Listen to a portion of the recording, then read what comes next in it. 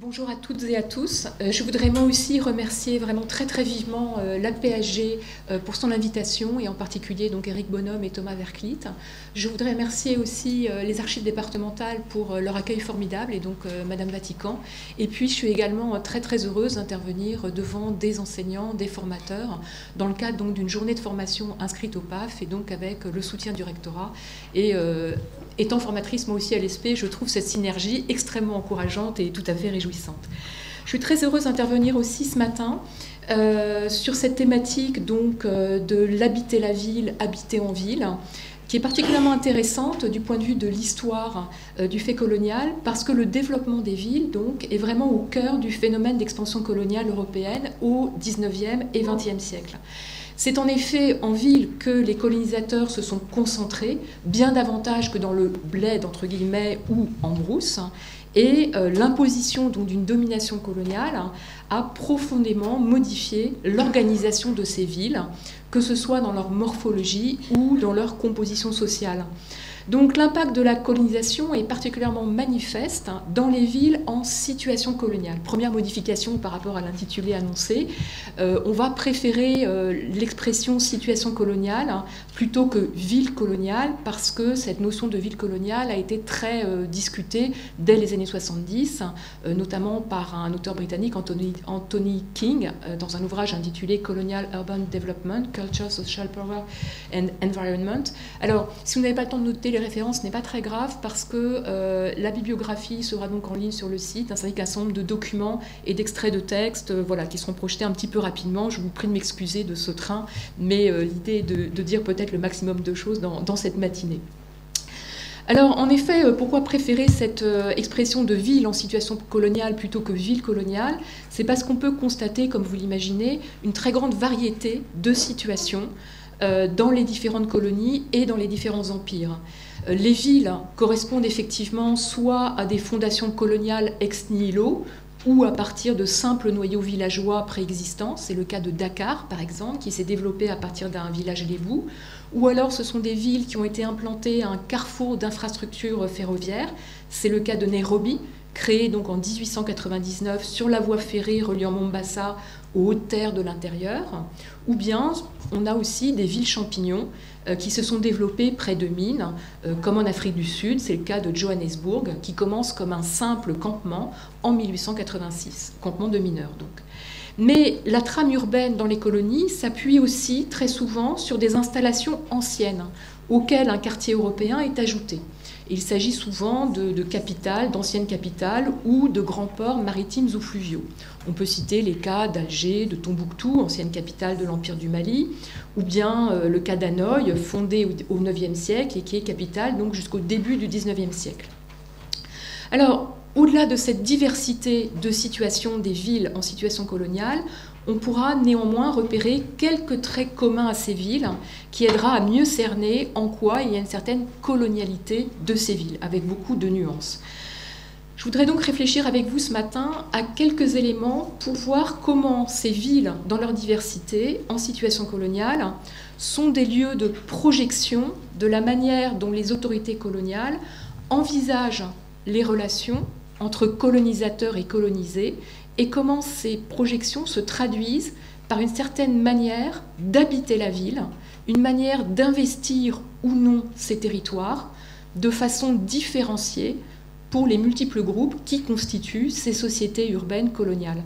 Et ces manières d'investir ou non ces territoires urbains traduisent bien donc l'inégalité fondamentale qui est au cœur des sociétés coloniales.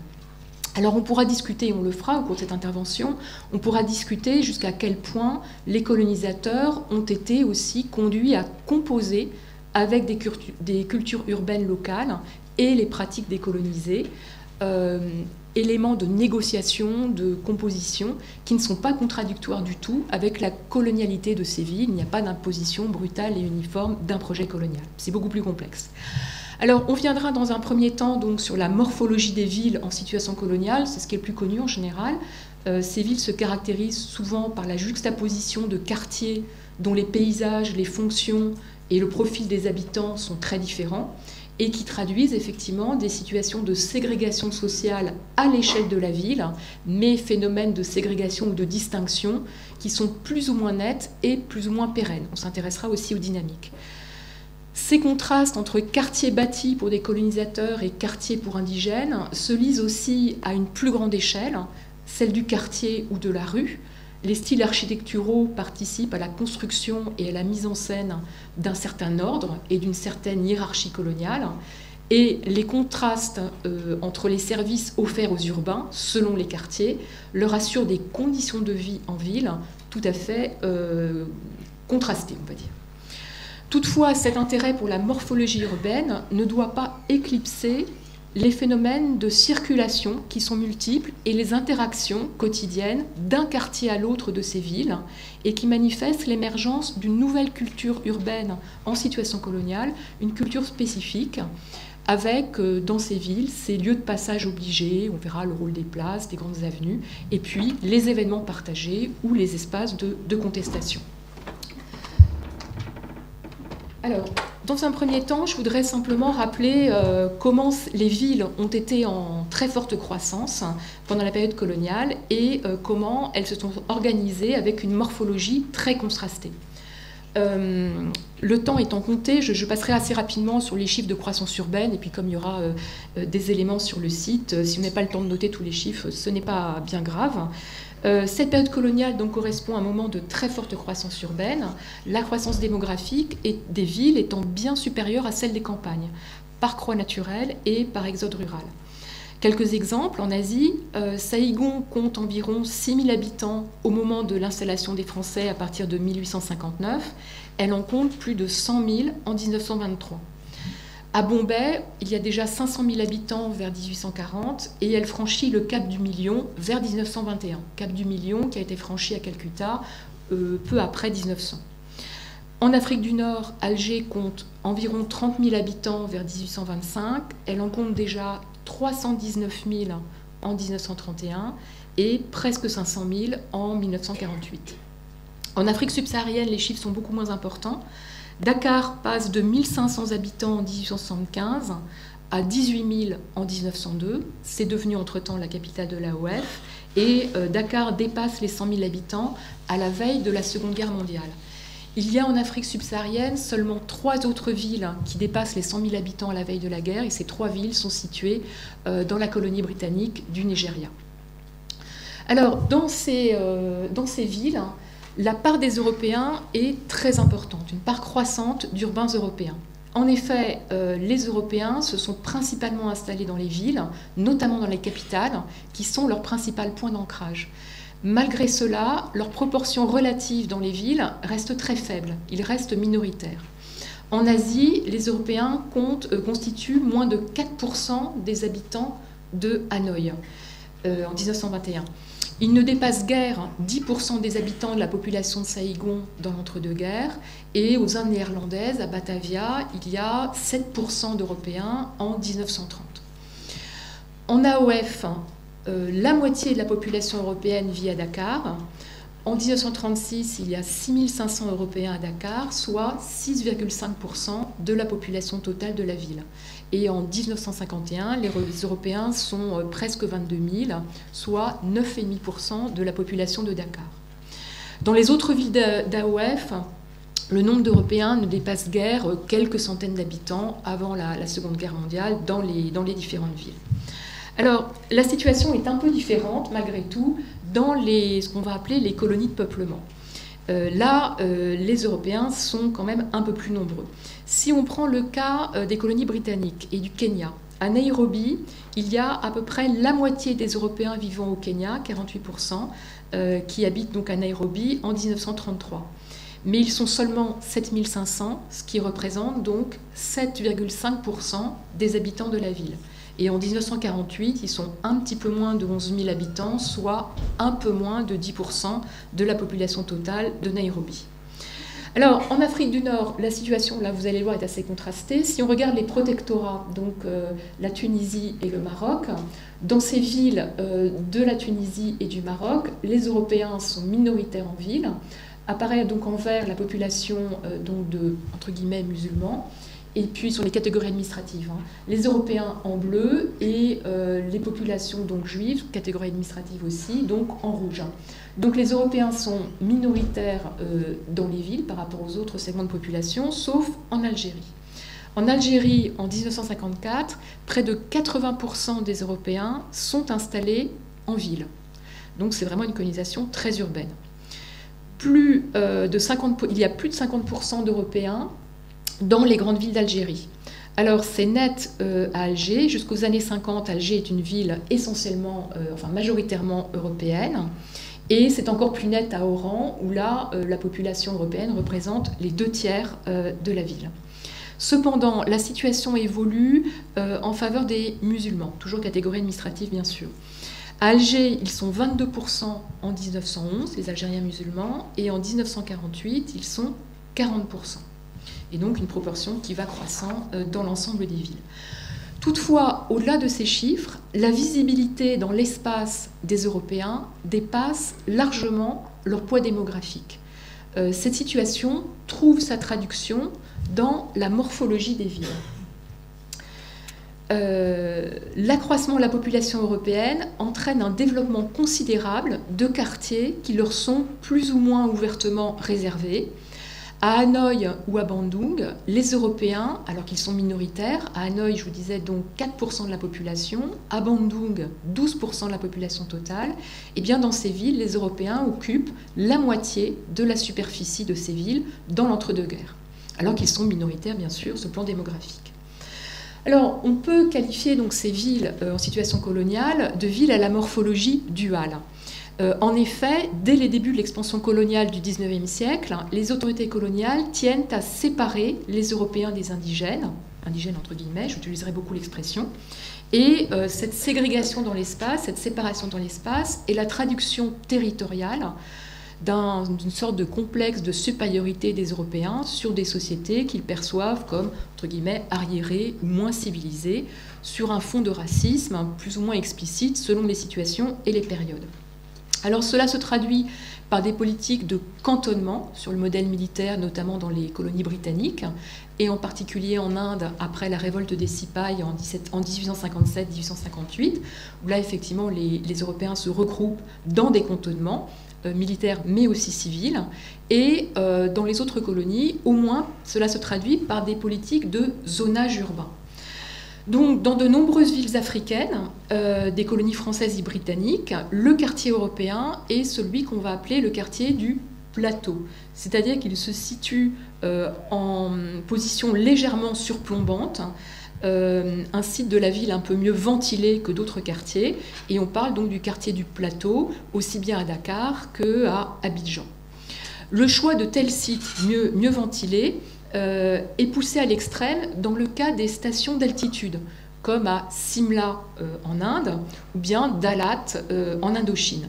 Là, ce sont des villes d'altitude conçues pour les Européens et qui se déplacent donc en véritable convoi pendant l'été vers ces stations pour profiter d'une meilleure aération et d'une fraîcheur relative.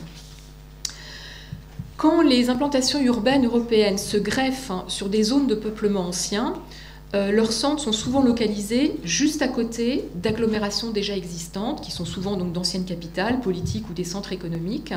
Et les autorités coloniales n'hésitent pas à modifier brutalement ces anciens quartiers indigènes et à complètement les remodeler. D'autant plus que ces anciens quartiers indigènes, ces anciennes villes indigènes, sont perçus souvent de manière négative, comme des lieux un peu insaisissables, hostiles, notamment du fait de leur morphologie, considérée comme mal organisée, mal hiérarchisée, et puis du fait des densités élevées. Alors là, nous avons l'exemple de Saïgon, qui est un cas extrême. La ville de Saïgon a été prise donc, par les Français en 1859, et il y a eu en fait une véritable politique urbaine de table rase après un grand incendie. Et l'amiral Bonnard, là on verra le rôle des marins, des militaires et des ingénieurs dans ce zonage urbain, l'amiral Bonnard a dressé en 1862 un plan grandiose pour le futur Saïgon. et avec une population qui était prévue pour être montée à 500 000 ou 600 000 habitants, une superficie supérieure à celle de Paris, la ville devait donc dépasser les concurrentes immédiates, qui étaient les grandes villes de Singapour, Hong Kong ou Batavia en Asie.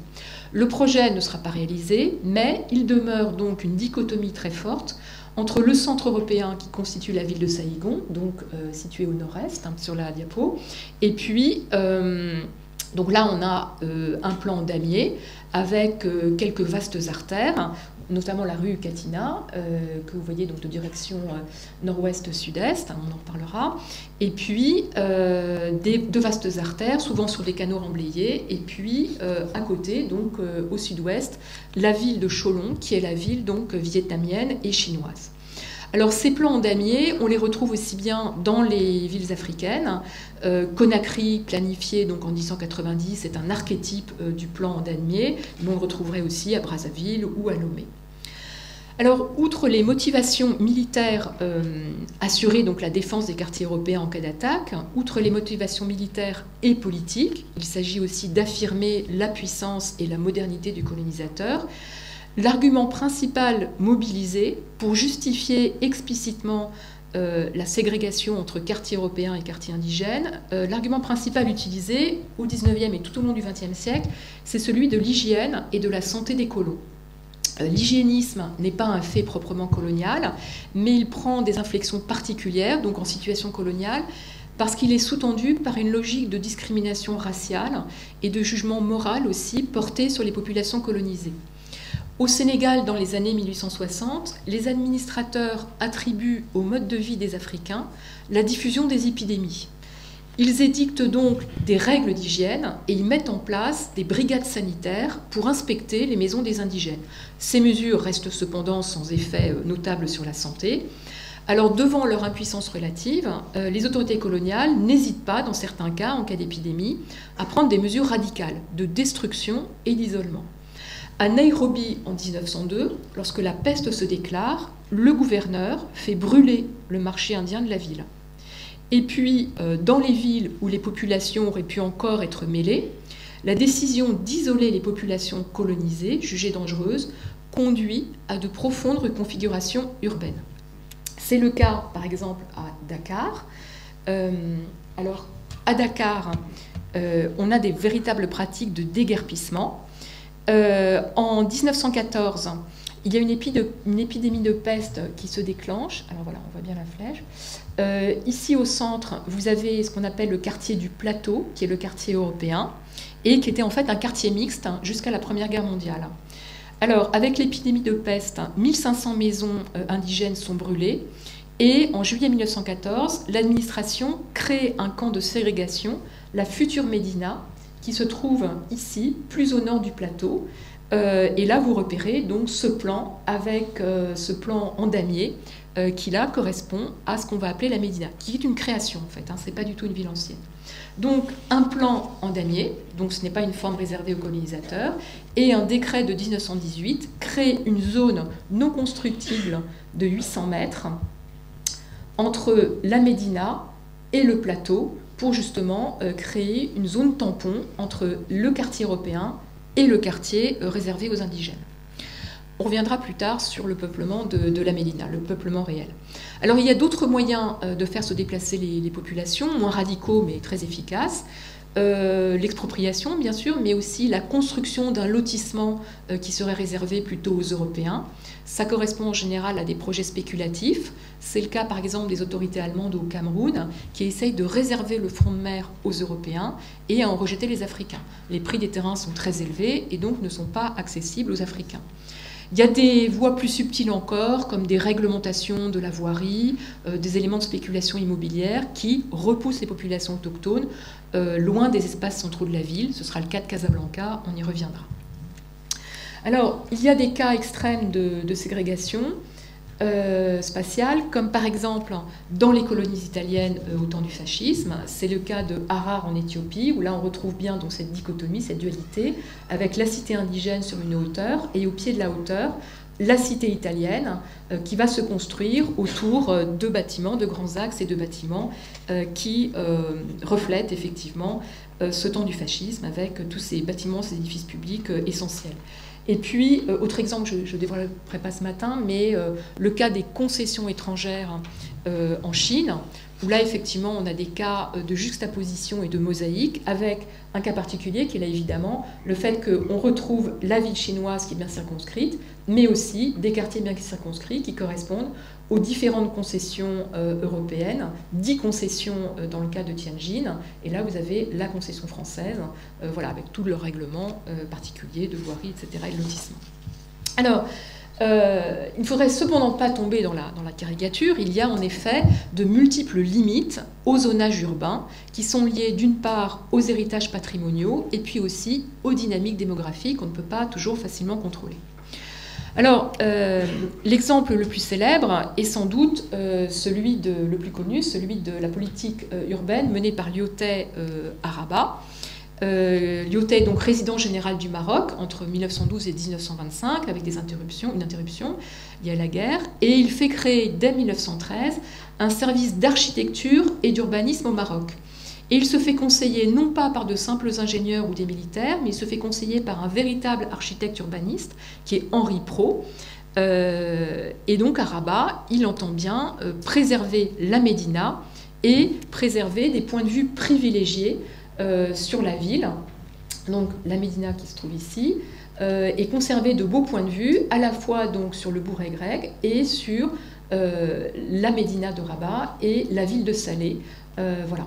Donc il développe les plans d'une ville nouvelle européenne située au sud de la Médina, mais pour cela, il s'appuie en fait sur les directions principales des rues qui sont situées dans la Médina. Donc là, vous avez l'artère principale de la ville nouvelle qui prolonge en fait une voie principale de la Médina, donc il y a une forme de solution de continuité. Cette voie principale de la ville européenne est en fait l'ancienne piste du Dar el Makhzen, qui deviendra donc le cours Lyautey, et cours Lyautey, donc qui prend pour perspective la mosquée principale qui se situe ici, et qui permet de déboucher de façon symétrique, alors en allant vers le sud-est, vers la résidence générale du gouverneur, et en allant vers le sud-ouest, vers le palais du sultan. Donc là, on a de très beaux effets de symétrie et une volonté donc de s'appuyer sur le patrimoine local pour le conserver et le mettre en valeur. Les fortifications, les murailles ne seront pas détruites, mais au contraire mises en valeur. Et puis, les bâtiments principaux de l'administration vont s'égrener donc le long de cette voie qui deviendra donc le cours Lyautey. La gare principale est située ici, en plein centre-ville, mais ils ont pris la précaution de rendre la voie de chemin de fer souterraine en ville pour qu'elle ne vienne pas déparer les paysages. Et donc, la gare est en plein centre, mais souterraine. Et donc, ça permet de conserver quand même une certaine beauté des paysages. L'enjeu était à la fois esthétique, mais aussi touristique. Il y avait des enjeux économiques à préserver ces villes. Des jardins ont été conçus et développés par Jean-Claude Nicolas Forestier. Jardins qui reprennent des plantations d'orangers et qui se situent notamment dans ce triangle, en contrebas, enfin au pied de la Médina. Alors, dans d'autres colonies, on constatera aussi ce souci de conservation du patrimoine. Et puis, ce qu'il faut bien prendre en compte, c'est que la réalisation et la pérennité de ces plans coloniaux peut se heurter aux stratégies des populations qui sont bien souvent impossibles à contrôler. Alors, revenons sur le cas, donc là c'est un plan plus récent de Rabat, mais je pense qu'on voyait assez bien sur l'autre plan, et là on retrouve donc cet axe principal qui prolonge un axe principal de la Médina. Alors, si on revient sur le cas de la Médina de Dakar, les autorités coloniales ont chassé donc les populations africaines du quartier du plateau, mais elles sont incapables de les obliger à se fixer dans l'endroit prévu qui était celui de la Médina. 3000 habitants ont été déplacés de façon autoritaire pendant la guerre, mais finalement, ils ne se sont pas forcément installés à la Médina, ils sont repartis. Et dans les années 1920, il y a finalement 8000 Africains qui résident dans la Médina, alors qu'avant la guerre, ils étaient 20 000 dans l'ancien centre européen, dans l'ancien centre-ville. Donc il y a toute une partie de la population africaine qui est passée par la Médina, mais qui n'y est pas restée, et qui est allée s'installer en fait un petit peu plus au nord. Et en fait, la croissance de la Médina sera assurée par l'arrivée de ruraux, des migrants venus des campagnes.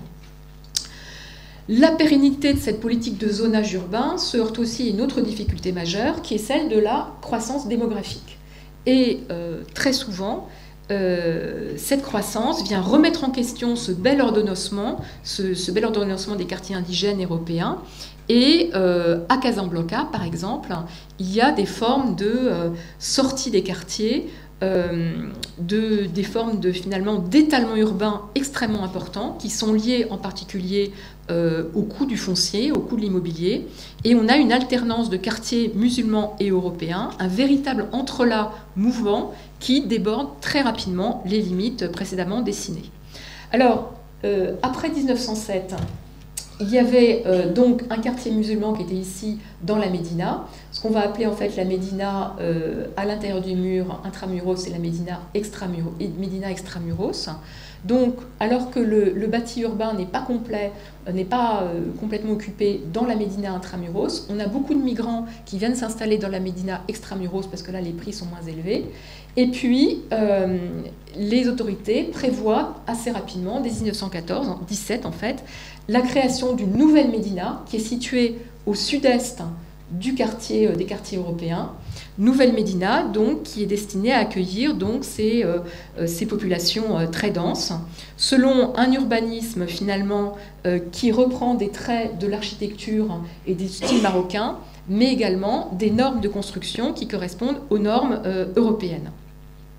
Alors, cette croissance démographique fait qu'il y a de multiples quartiers qui se créent, des quartiers européens à l'extérieur de la ville, bien ventilés, bien aérés, l'ANFA, et puis d'autres quartiers finalement très intermédiaires, le quartier du Marif, avec son extension, où là finalement on aura des classes moyennes populaires européennes, et puis des quartiers marocains, donc le Derb Ralif ici effectivement, qui sera un quartier extrêmement populaire, et enfin des zones aussi de bidonvilles, des espaces de bidonvillisation, le bidonville le plus important étant situé ici près des carrières.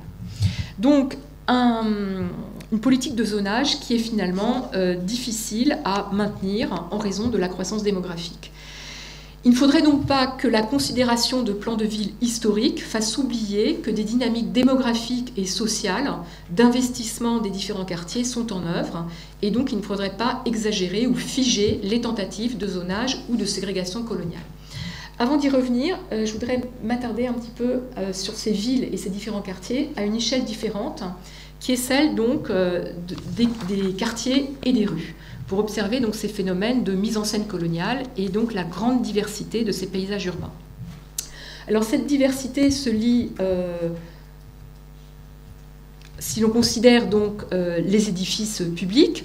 Pour les autorités coloniales et plus globalement pour les Européens, il s'agit donc d'affirmer visuellement leur pouvoir, d'afficher donc leur supériorité et d'imposer le respect, de sorte que les indigènes restent à la place qui leur est assignée.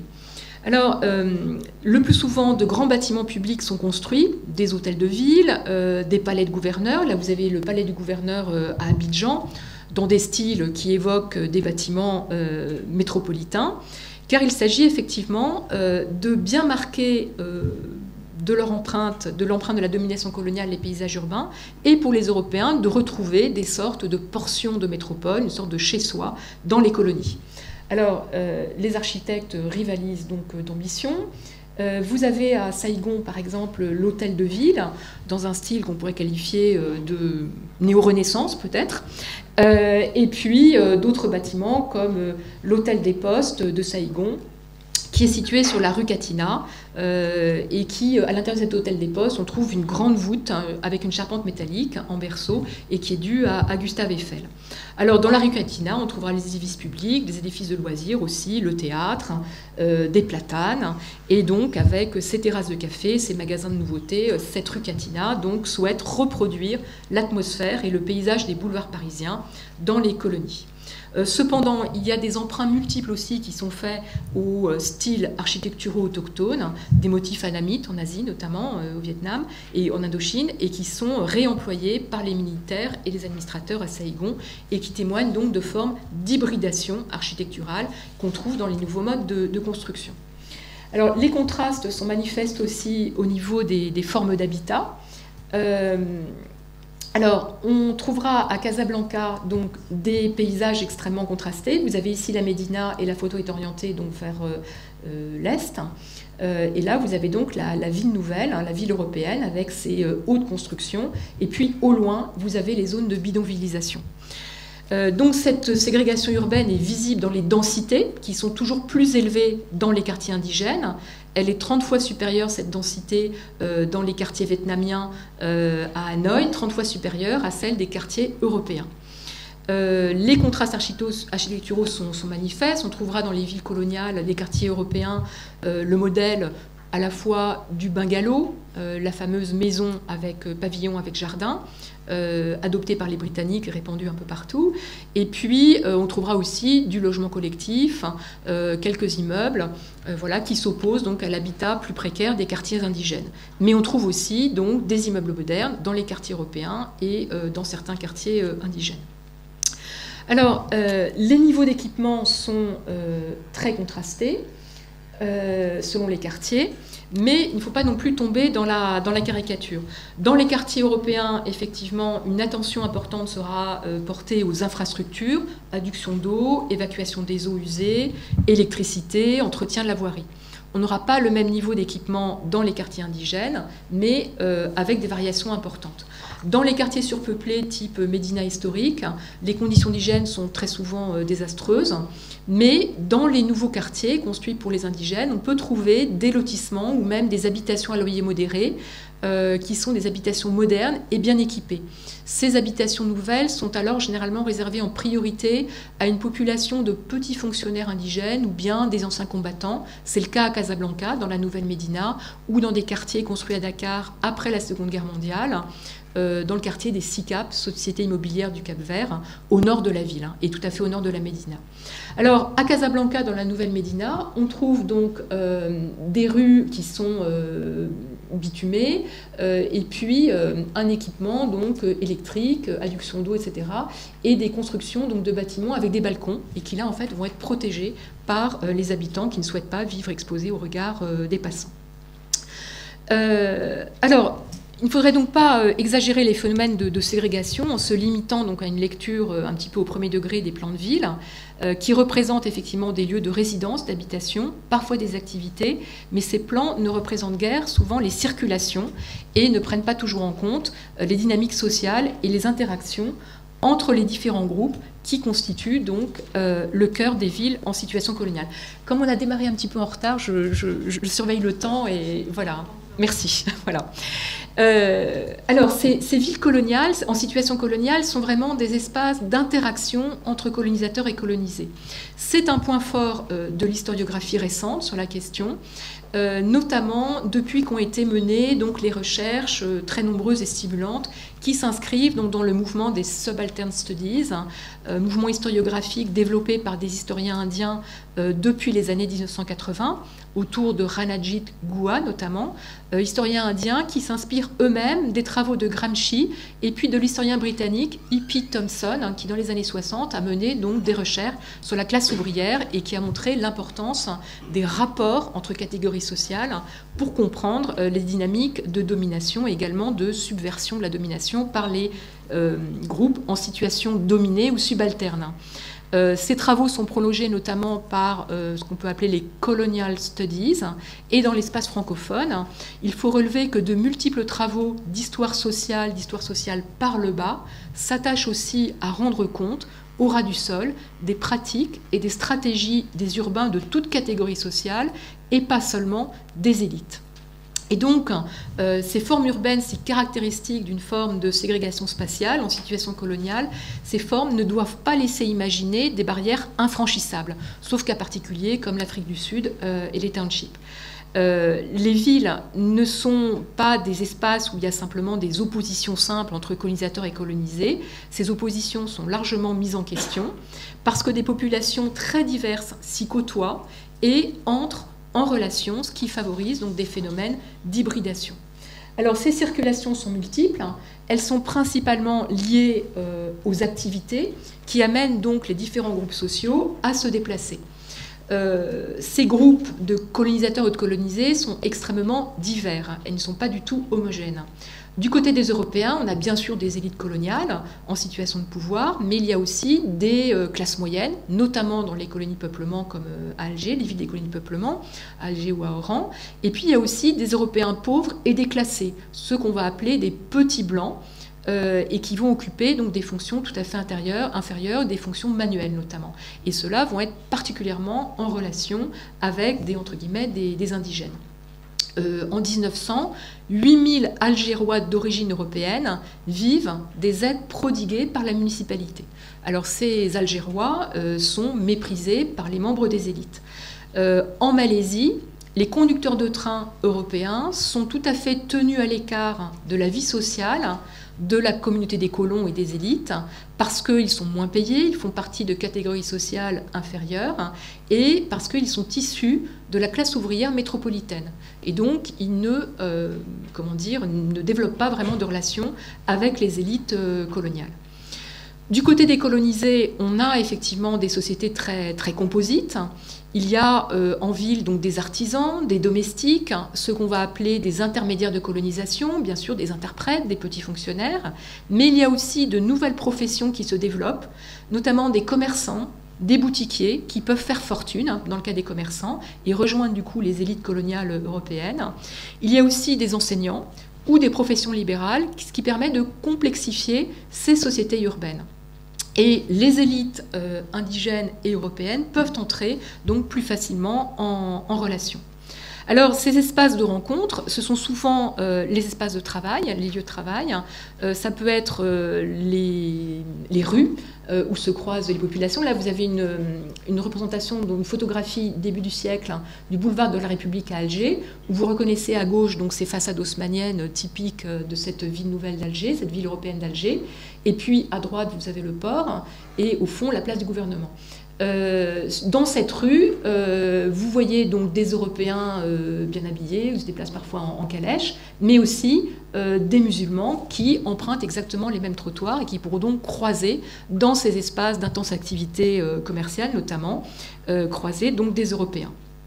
Alors, les lieux de rencontre, c'est la rue, c'est les marchés, effectivement, où des Européens peuvent envoyer leurs domestiques faire les courses ou eux-mêmes se déplacer pour voir ce qui se passe et donc être amenés à entrer en contact. Le cas des domestiques est particulièrement intéressant à étudier. Les familles européennes ont une domesticité importante, notamment au début du siècle. La domesticité se réduit au cours du siècle parce que, effectivement, les progrès techniques permettent d'avoir moins besoin d'une main-d'œuvre à domicile. Et les domestiques sont vraiment dans l'intimité des familles des colons et connaissent vraiment leur vie quotidienne, leurs conflits, etc. Leur intimité, ils sont au contact des secrets familiaux, même si dans l'espace de la maison, il y a aussi des espaces réservés. Quand les domestiques dorment sur place, ils ont effectivement des espaces réservés, le plus souvent à l'arrière de la maison. Mais les domestiques ne logent pas toujours chez leurs employeurs et donc se déplacent de quartiers populaires vers les quartiers européens dans la journée et donc passent de l'un à l'autre et racontent parfois aux maîtres européens ce qui se dit dans les quartiers populaires et inversement dans les quartiers populaires racontent ce qui se passe dans la ville européenne. Alors, dans le cas des colons célibataires, il ne faut pas sous-estimer le rôle des concubines autochtones, notamment au début du siècle. On parlera des mousseaux au Soudan français, des kongaïs en Indochine, des ménagères aux Antilles. Et donc, ces concubines peuvent assumer donc à la fois le rôle de, entre guillemets, femme pour le lit et aussi femme pour la maison. Les femmes en ville sont moins nombreuses que les hommes, car les migrations de travail sont majoritairement des migrations masculines. Néanmoins, les femmes constituent un élément important des sociétés urbaines et elles investissent les espaces comme les marchés, les rues, les fêtes et également les associations d'entraide. Et à partir de l'entre-deux-guerres, la proportion des femmes augmente dans les villes en situation coloniale. Alors les femmes s'investissent dans le commerce alimentaire, commerce de tissus, et pour certaines viennent monnayer leur charme à travers la prostitution en ville, qui est une activité urbaine, d'autant plus développée que les villes connaissent donc un fort déséquilibre du sexe ratio. À Casablanca, un quartier est réservé, c'est le quartier du Bousbir qui est situé dans la Médina et donc qui est installé en 1914 près de l'ancienne Médina, pardon, et ce quartier est déplacé dans la nouvelle Médina en 1923. Là, vous avez un rectangle de 2 hectares qui est clos de murs avec une seule entrée et il sera donc réservé à la prostitution et avec des cafés, salles de spectacle, etc. Alors, la prostitution, donc travail pour les unes et loisirs pour d'autres, mais heureusement, il y a quand même d'autres loisirs plus intéressants. Espaces de loisirs et lieux de sociabilité sont effectivement des espaces très importants pour ces contacts et le développement d'une nouvelle culture urbaine en situation coloniale. Alors les occasions de rencontres et de loisirs se multiplient au fur et à mesure du siècle. Là, c'est un texte que vous retrouverez donc sur le site de l'association. Là, ce sont des souvenirs en fait de la femme d'un officier, ces souvenirs donc, de la vie à Saïgon au début du siècle. Et elle évoque dans le premier paragraphe donc ce rituel de la promenade de l'inspection en fin de journée. Donc là, les Européens vont se promener, faire le tour d'un bois situé un petit peu à l'extérieur de Saïgon. Et après le tour de l'inspection, ils reviennent. Alors, on se montre, hein, c'est un moment de sociabilité et on se salue et on se montre. Et puis ensuite, ils vont prendre un rafraîchissement dans le hall de l'hôtel Continental et ils rejoignent donc la rue Catina où l'on trouve donc de multiples boutiques qui sont tenues par des Européens, mais également par des Indiens, des Chinois, des Alamites également qui sont présents. Et donc, ça fait un espace effectivement de contact et de rencontre. Autre espace de rencontre, alors donc les espaces urbains, hein, les places, les rues commerçantes, aussi les clubs. Alors les clubs, effectivement, c'est une sociabilité pour les élites. Les clubs sont très fermés, tradition plutôt britannique. On trouve des clubs aussi dans différentes colonies. Bon, si on prend le cas de Kuala Lumpur, à Kuala Lumpur, les clubs sont très fermés aux Européens, mais certains accueillent de très riches Chinois ou Indiens. Un petit peu l'aristocratie malaise. Et le Selangor Club de Kuala Lumpur est surnommé de façon ironique le chien tacheté parce qu'effectivement sa composition n'est pas homogène. Mais cette sociabilité des clubs reste quand même limitée. Il y a d'autres espaces de contact, de rencontres. Les bals, les espaces de danse, les lieux sportifs, les stades, et puis aussi les lieux de culte, églises ou temples, hein, qui sont effectivement des espaces de rencontre importants. Sans oublier, depuis les années 50, le cinéma, où là, effectivement, on va avoir un partage de loisirs avec souvent des places qui ne sont pas officiellement réservées aux Européens dans les premiers rangs et aux Africains dans les derniers rangs, dans le cas de l'Afrique, mais c'est un usage, et puis parfois, des élites africaines se disent qu'elles vont s'asseoir aussi dans les premiers rangs. Alors ça amène à des situations assez cocasses, hein, parfois un peu tendues, mais qui se résolvent généralement pacifiquement et qui ont été évoquées par Odile Gerg notamment. Enfin, pour terminer, la rue peut être aussi un espace de contestation. Elle peut être investie par les colonisés pour effectivement revendiquer des droits. C'est le cas dans des villes, par exemple à Bombay. Bombay connaît des grèves dès les années 1880 et des manifestations syndicales pour les conditions de travail, les conditions de logement. Et puis les villes britanniques aux Indes, ces villes relaient largement les campagnes de désobéissance civile lancées par Gandhi. Et vous avez tous en tête ces photographies de mobilisation donc, des Indiens qui se couchent par terre devant les édifices publics et qui reprennent ce slogan de Quit India. Alors, ce sont des manifestations effectivement qui se développent, un investissement de la rue qui se développe, surtout après la Seconde Guerre mondiale, hein, où là, la rue peut devenir un espace de contestation politique. Il y a par exemple une grande grève, la grande grève du Dakar-Niger, le chemin de fer du Dakar-Niger, entre décembre 1945 et février 1946, qui touche Bamako. Et donc Bamako est un espace où les rues sont investies par des manifestations de cheminots et qui vont se masser devant les édifices publics. Les femmes aussi manifestent pour jusqu'à ce que leur revendication soit satisfaite. Et cette grève finalement trouve sa résolution lorsque les dockers de Dakar menacent de se mettre aussi en grève et d'investir donc les quartiers du port de Dakar. Une grande grève des dockers aura lieu aussi à Mombasa au Kenya en 1947 avec investissement des rues. Alors certains itinéraires sont privilégiés. À Casablanca, ces itinéraires varient. L'espace de contestation était dans l'entre-deux-guerres, la grande avenue de Strasbourg, qui était donc dans la ville européenne au centre. Et après la Seconde Guerre mondiale, le grand espace de contestation est une grande avenue de la Nouvelle Médina. C'est le boulevard de Suez, qui a un tracé est-ouest. Et qui est donc une rue très renommée pour ses revendications en faveur de l'indépendance du Maroc, et qui est renommée après l'indépendance boulevard El Fida ou boulevard de la Résistance. En fait, c'est boulevard de la rédemption par la résistance à la colonisation. Et effectivement, on voit là dans cette mutation des rues, ce glissement d'une rue à l'autre, aussi une transformation des formes de contestation. Et ces contestations dans la rue de la Médina, le boulevard de Suez, traduit l'avènement d'une autre forme de nationalisme, moins bourgeois et plus populaire pour le coup, et aussi avec des formes de contestation plus violentes. Alors pour conclure, je dirais que la ville est donc vraiment en situation coloniale un creuset de la complexité de ces sociétés, notamment de ces sociétés urbaines. Ce sont à la fois des espaces de mise en scène de la domination coloniale, de distinction, de différenciation. Dans certains cas, ça va jusqu'à la ségrégation politique et sociale, dans des cas extrêmes, dans le cas de l'Afrique du Sud, avec les townships. Mais il ne faudrait pas s'en tenir à une approche simplement de morphologie urbaine, un peu figée, mais il faut aussi envisager les dynamiques démographiques et sociales, et envisager la façon dont les groupes sociaux investissent ces territoires, les font leur circulation, leurs interactions et la constitution de cultures urbaines. Et la ville peut être aussi donc un espace de lutte, d'affrontement et d'émancipation de la domination coloniale.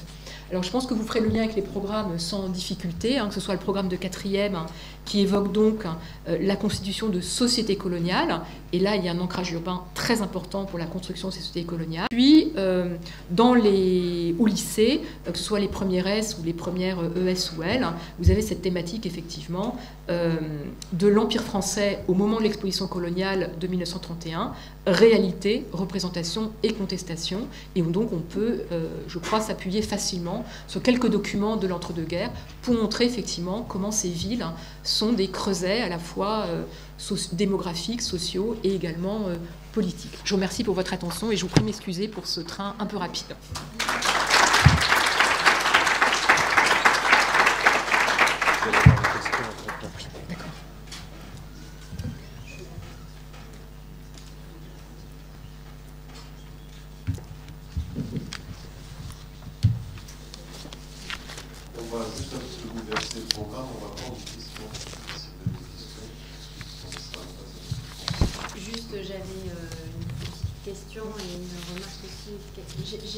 J'ai remarqué que vous aviez tiré des photos de la base Ulysse. Oui. Est-ce que en dire deux mots? Oui. Merci. Alors, la base Ulysse des Archives nationales d'outre-mer située à Aix-en-Provence est une base photographique tout à fait accessible en ligne et elle est extraordinaire.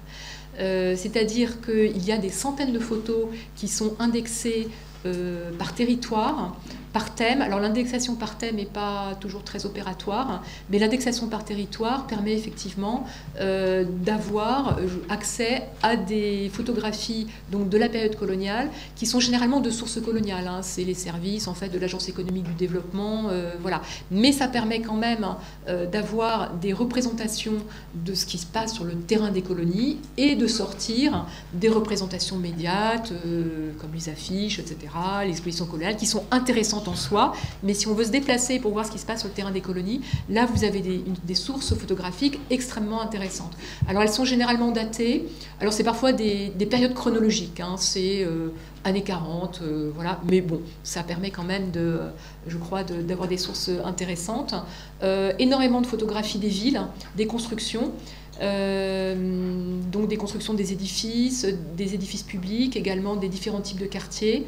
Et puis, moi j'avais fait des recherches notamment autour du travail, du thème du travail, et là on trouve effectivement beaucoup de choses intéressantes, à la fois sur le portage, le travail forcé. Alors, ce ne sera pas forcément indexé de travail forcé, mais quand on voit du portage de défense d'ivoire dans les années 40 en AEF, on sait que c'est du travail forcé. Voilà. Donc il faut faire quelques éléments de contextualisation et de critique des documents, mais c'est effectivement des sources remarquables, tout à fait accessibles. Moi j'ai une première question. Vous avez parlé des espaces de contestation dans la ville coloniale. Est-ce qu'on peut rapprocher ces espaces à ce qui s'est passé, aux mêmes espaces lors des printemps arabes, enfin les derniers printemps dans les années 2010 2012? Alors, les espaces de contestation, ça dépend des villes. Ça dépend des villes, mais si on prend effectivement le cas des printemps arabes, donc en fait, ça va être en Tunisie, en Égypte, en Algérie, ça n'a pas vraiment complètement démarré. Ce sont en fait des espaces urbains qui sont en permanente évolution, recomposition, mais on retrouve en fait ces grandes avenues qui sont les avenues coloniales des villes européennes qui ont été complètement réinvesties effectivement après les indépendances. Donc là on retrouve ces espaces de contestation pour les grands défilés, les grands rassemblements, mais si vous regardez les foyers d'émergence des mouvements de contestation, c'est souvent des quartiers très populaires, situés à l'écart des centres-villes, et le mécontentement va se déplacer vers les grandes avenues, les grandes places, voilà, qui permettent des lieux de rassemblement et une grande visibilité. Donc on a à la fois des mouvements de contestation qui émergent de quartiers défavorisés, plutôt situés en périphérie, et qui peuvent reconverger vers les grands espaces et les centres.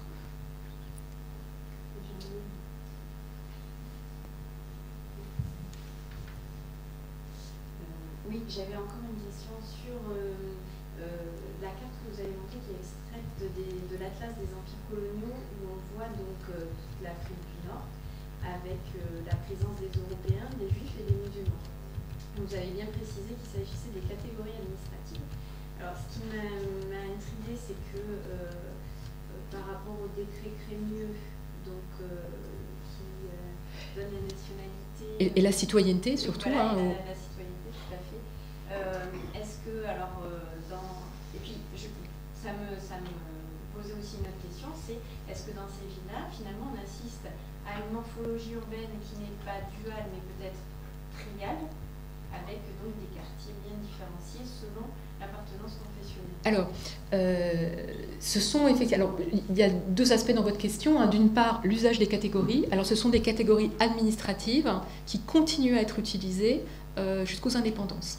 Donc, ces catégories sont les catégories administratives, même si les Juifs, effectivement, ont la citoyenneté française, par opposition aux Algériens musulmans, qui n'ont pas cette pleine citoyenneté, voilà, du moins jusqu'à la 4e République.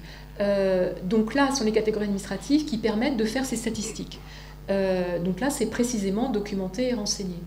Alors, la traduction en termes d'habitat, on a effectivement des quartiers... alors, je vais prendre... C'est très bien, ça me permet de revenir sur une diapo que j'ai passée extrêmement rapidement, je n'ai pas commenté. Prenons le cas de la ville de Beaune, qui est l'actuelle Annaba. Alors, à Beaune, donc la mer est sur la droite de la diapo. Là, vous avez la ville ancienne, et dans cette ville ancienne, vous avez effectivement une concentration très importante d'Algériens musulmans qui habitent dans cette ville, des musulmans.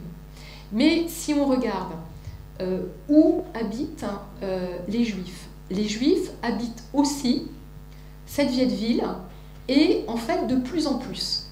Là, on a un indice qui a été calculé donc, par David Prochaska, qui a comparé en fait la localisation de tel type de population par rapport à la moyenne d'occupation de la ville. Et donc, il en a tiré un indice, la moyenne étant 1. On voit qu'il y a une surreprésentation des Juifs, avec un indice à 1,40 dans la vieille ville, surreprésentation qui augmente. Vous voyez, elle passe à 2, 2,33. Donc si on compare le nombre des Juifs dans la vieille ville par rapport à leur place en moyenne dans l'ensemble de l'agglomération, de la ville de Beaune, eh bien, ils sont 2 fois plus présents dans la vieille ville qu'en moyenne dans la ville. Alors, donc là, vous voyez qu'il y a un mélange entre les populations musulmanes et les populations juives. Alors, les Juifs vivent généralement dans des sous-quartiers un peu resserrés. On trouve le même phénomène dans la Médina ancienne, à Casablanca. À Casablanca, les Juifs à Casablanca habitent une partie de la vieille Médina, intramuros, qu'on appelle le Mella. Et en fait, les musulmans, et notamment la bourgeoisie musulmane, va quitter le quartier de l'ancienne Médina pour aller s'installer dans des territoires situés en banlieue, et du moins plus à l'extérieur du centre-ville. Et donc, il y a des effets de glissement ou de refoulement. Et donc, les Juifs deviennent proportionnellement plus importants dans des quartiers anciens qu'on pourrait penser des quartiers musulmans. Donc là, il y a une interpénétration très importante de ces catégories de population. Mais on trouve aussi des Juifs dans d'autres quartiers, simplement, ils sont moins présents. Alors là, si on reste sur le cas de Beaune, ils sont, vous voyez, donc très présents dans la vieille ville. Dans la ville nouvelle, tout à fait minoritaire. La ville nouvelle, c'est la ville européenne qui se situe ici. Là, on voit que leur proportion augmente, mais ils restent en proportion inférieure à la moyenne. Et ils ne sont pas du tout présents dans les faubourgs et les banlieues.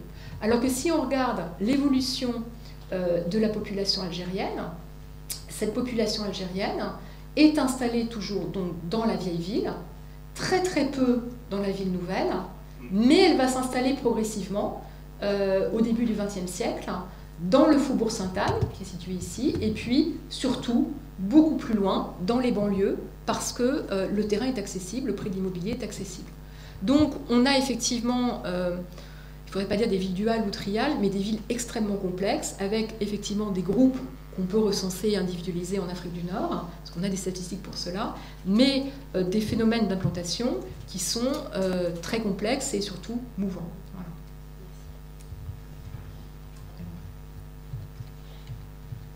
Bonjour et merci.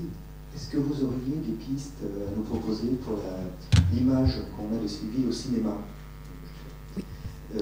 Au cinéma, on pense à Pépé le Moko, mais oui. il y a des films qui ont justifié la colonisation à travers des images valorisantes, d'autres qui les auraient dénoncées, par exemple. Alors, là, je vous renverrai en fait aux travaux de Odile Gerg, qui a travaillé en fait sur le cinéma et le développement donc, du cinéma à la fois en AOF, mais également sur la colonisation. Odile Gerg, alors ça s'écrit G-O-E-R-G, Odile Gerg, et elle a publié un ouvrage qui s'appelle Fantomas sous les tropiques. Et donc là, elle a fait un travail vraiment très important de recensement des différents films donc, produits en Afrique et puis également ce qui, le cinéma qui a porté sur l'Afrique. Voilà, je pense que ce sera le plus intéressant. On va prendre encore deux questions.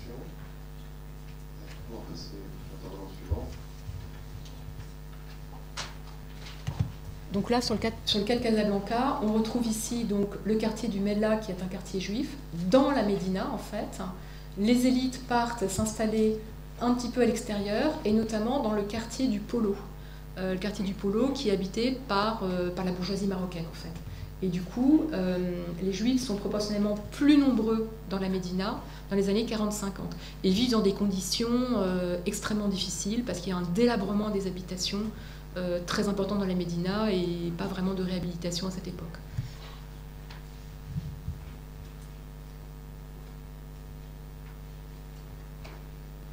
Bon, visiblement, il n'y a plus de questions dans la salle.